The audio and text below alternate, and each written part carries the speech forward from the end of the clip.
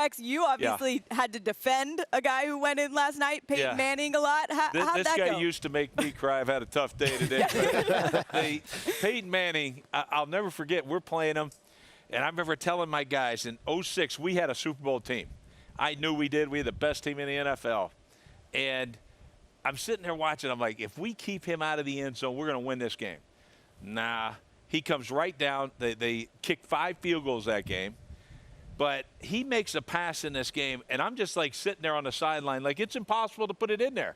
And he put it in there. The smartest guy I've ever had to coach against in my life was Peyton Manning. Like, I knew it was like the ultimate chess match. You're like, I'm going to put it out there.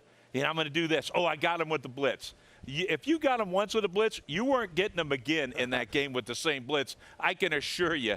Yeah. But, I mean, I've been beat by this guy and Tom Brady more than anybody. I mean, I hope I get a shout-out when he goes in, because I gave him all those. How many times did Peyton Manning beat me? I expect a shout out, Peyton, but it's but really just an amazing competitor. But it was his preparation that I think set Peyton Manning apart from everybody else. And I want to give a shout out to Alan Faneca. Right. I had the privilege of coaching this young man for 1 year with the Jets, and he was a huge part of me establishing a play like a Jet mentality.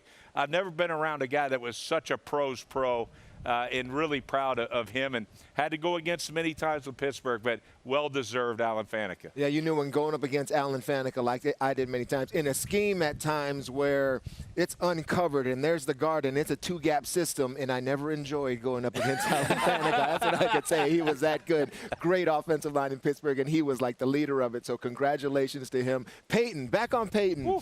It wasn't about doing your job for Peyton, doing your job. It wasn't good enough to just do your job, Sam. You had to make sure he didn't know what your job was. And that type of intellectual, awareness that you had to have defensively was brought about from Peyton Manning because of he invented the term disguise. You know what I mean? He started all of that in terms of the game plan was just scrapped the week before because, okay, this is what we're in, but now you got to show him something else. You were battling his intellect along with his talent.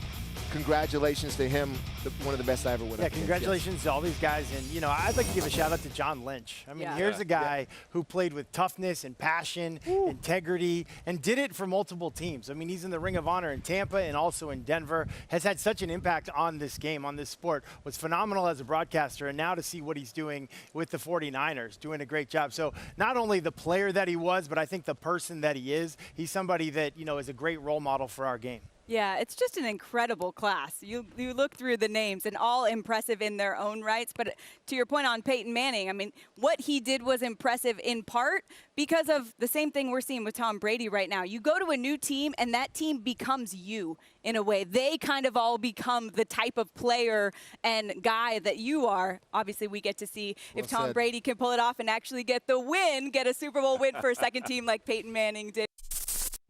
Thank you for watching ESPN on YouTube. For live streaming sports and premium content, subscribe to ESPN+.